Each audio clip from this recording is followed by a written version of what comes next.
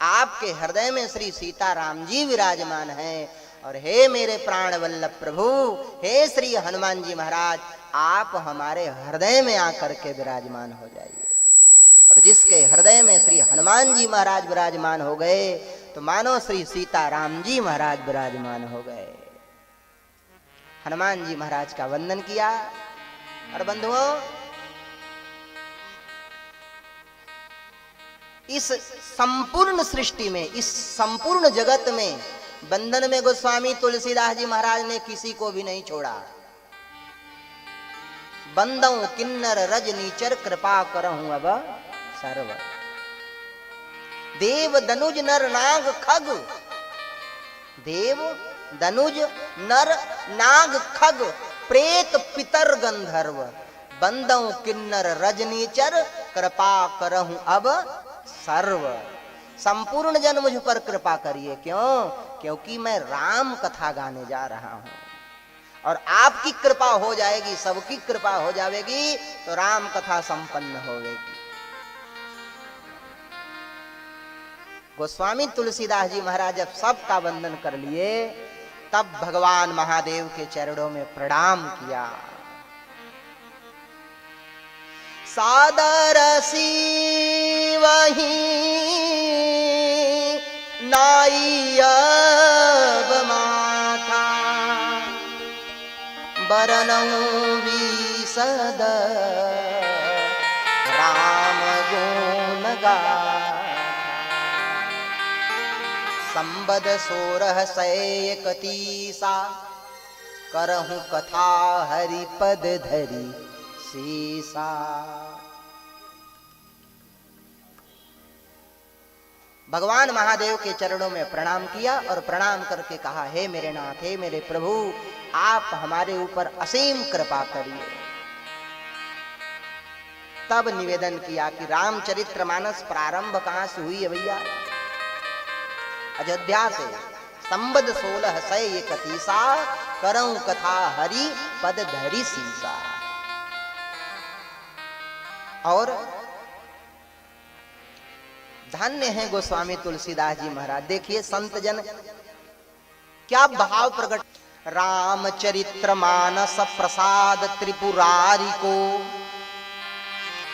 रामचरित्र मानस प्रसाद त्रिपुरारी को, और जिनकी कृपा सो भई सुमति निहाल है। पूज्य गुरु नर हरिदास की दया को फल, शिष्य को सुनायो जिन्ह चरित रसाल है। पावन कृष्णानंद प्रभु लीला गुण गायन में, और ठाव ठाव अंजनी कुमार को निहाल है। मातु जानकी को छोह दाया रघुनाथ जू की, और हुलसी के लाल की कलम को कमाल है। हुलसी के लाल की कलम को कमाल है। शंभु प्रसाद सुमति ही हुलसी, रामचरित मानस कवि तुलसी।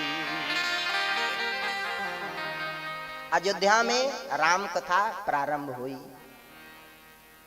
अवधपुरी यह चरित प्रकाशा। संबत 1631 में कथा प्रारंभ हुई थी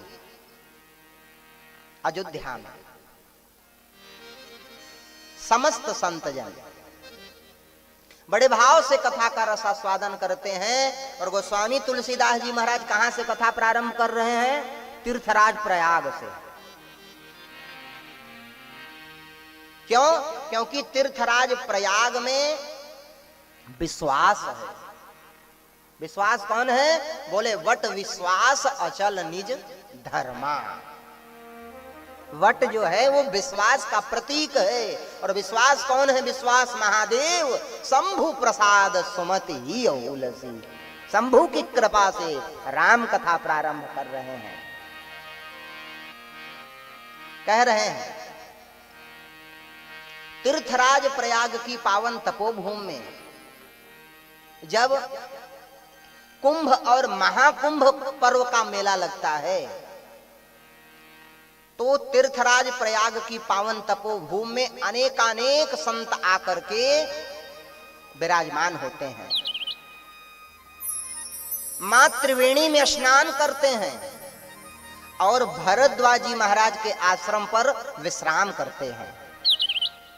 भरद्वाजी महाराज का आश्रम परम रम्य है, परम पुनीत है, परम रमणीक है।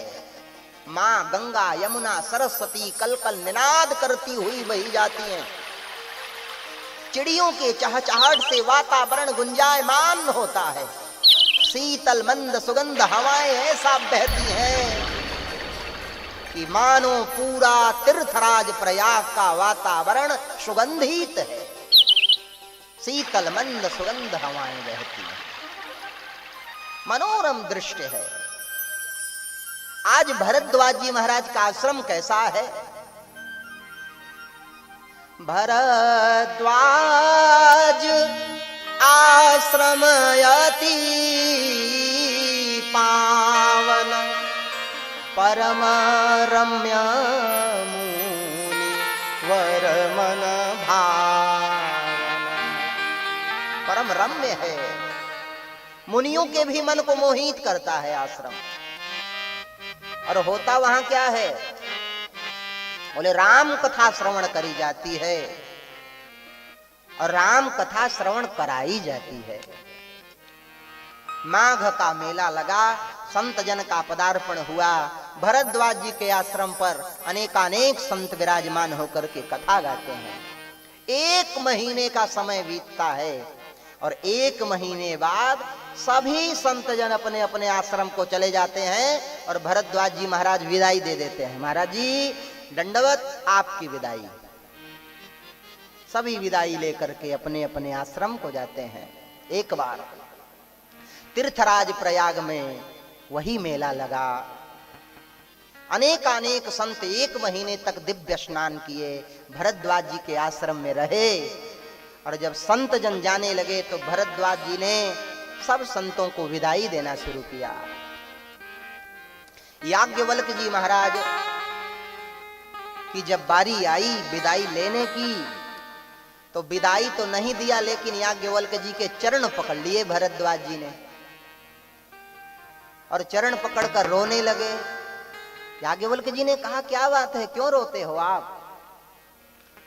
तो गोस्वामी तुलसीदास जी महाराज कहते हैं, जाग बलिक मुनि परमा विवेकी, जाग बलिक मुनि परमा विवेकी, जाग बलिक मुनि परमा विवेकी, जाग बलिक मुनि परमा विवेकी। भरत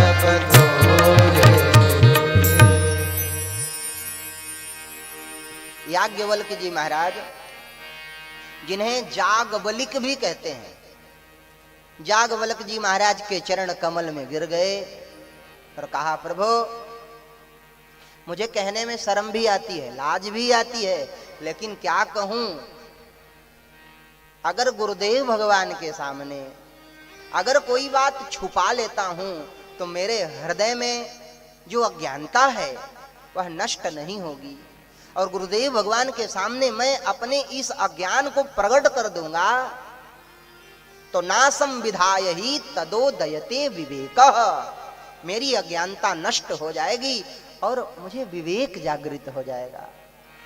अरे याज्ञवल्क्य जी क्या बात है, आप बताओ मुझे। भरद्वाज जी ने कहा, गुरुदेव नाथ एक संशय बड़ मोरे, करगत वेद तत्व सब तोरे।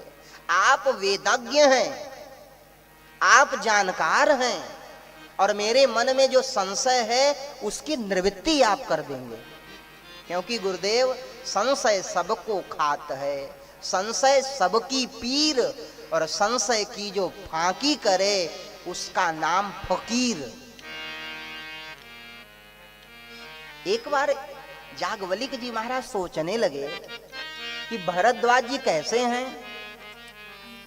भरद्वाज जी महाराज प्रकांड विद्वान हैं, परमार्थ पथ परम सुजाना, ये परमार्थ मार्ग के बड़े सुजान पथिक हैं। इसके बाद कह रहे हैं कि मेरे मन में संशय है, यह बात कुछ पच नहीं रही थी याज्ञवल्क्य जी को। तो भरद्वाज जी से पूछा कि कैसा संशय है आपको, बताओ, पूछो। तो पूछे, एक रामयव धेस कुमारा, तिन्ह कर चरित विदित संसारा, नारी विरह दुख लहऊ अपारा, भयऊ रोष रावण मारा। एक राम अवधेश के कुमार हैं, जिनके चरित्र को संपूर्ण जगत में लोग जानते हैं। नारी विरह दुख लहऊ अपारा, उनकी पत्नी का हरण रावण करके लेके गया, बड़े दुखी हुए, क्रोध आया तो रावण का वध कर दिए। एक तो राम ये हैं, और एक राम को भगवान शिव जपा करते हैं। संतत जपहि शंभु अविनाशी, शिव भगवान ज्ञान गुण राम। भगवान महादेव जिनको निरंतर जपते हैं वो राम कौन है? हर प्रभु, वेद पुराण स्मृतियां जिन्हें नेति नेति कह करके गाती हैं वो राम जी कौन है? मैं यही जानना चाहता हूं। मतलब लेकर चक्कर मड़ियों का बुत खाने में आया कौन, और तू अगर एक दाने में है तो हर दाने दाने में कौन। तू अगर बस्ती में चलता है तो वीराने में कौन, तू अगर समा में जलता है तो परवाने में कौन। प्रभु, मैं राम जी को जानना चाहता हूं कि राम जी कौन है। और राम जी वही एक ही राम है जो संपूर्ण जगत जिन्हें जपता है कि कोई अपर को जा ही न जानत वेद। कोई राम जी और हैं जिन्हें वेद भी नहीं जानता। कृपा करके मुझे बताएं प्रभु, मैं राम जी को जानना चाहता हूं। तो ध्यान दें, याज्ञवल्क्य जी महाराज समझ गए कि ये मुझसे राम कथा का रसास्वादन करना चाहते हैं, और किसी विद्वान पुरुष से कुछ पूछनी हो तो थोड़ी भूमिका बना के कोई बात उसके सामने रखो तो देखो वो तुरंत अपने हृदय की बात आपके सामने रख देगा। क्योंकि गूढ़ तत्व न साधु दुरावही, आरत अधिकारी जह पावहीं। जो आर्त है, अधिकारी है, वो गुण तत्व को दुराता नहीं, सामने रख देता है, बता देता है। याज्ञवल्क्य जी ने कहा तो सीधे सीधे कहो ना कि तुम्हें राम कथा सुननी है, फिर इतनी बड़ी भूमिका। एक राम अवधेश कुमारा, मतलब अवधेश माने दशरथ। एक राम दशरथ कर बेटा, एक राम घट घट पर बैठा। एक राम का जगत पसारा, एक राम है सबसे न्यारा। तो जवाब तो तुरंत मिला, सोई राम दशरथ कर बेटा, सोई राम घट घट पर बैठा। सोई राम का जगत पसारा, सोई राम है सबसे न्यारा। लेकिन जानेगा कौन? सोई जानई जहीं देहूं जनाई। सोई जानई देहूं जनाई। सोई जानई जहीं देहूं जनाई। सोई जानई जहीं देहूं जनाई। जानत तुम्हारी तुम्हीं होई जाई। जानत तुम्हारी तुम्हीं होई जाई। सोई जानई जहीं देहूं जनाई। सोई जानई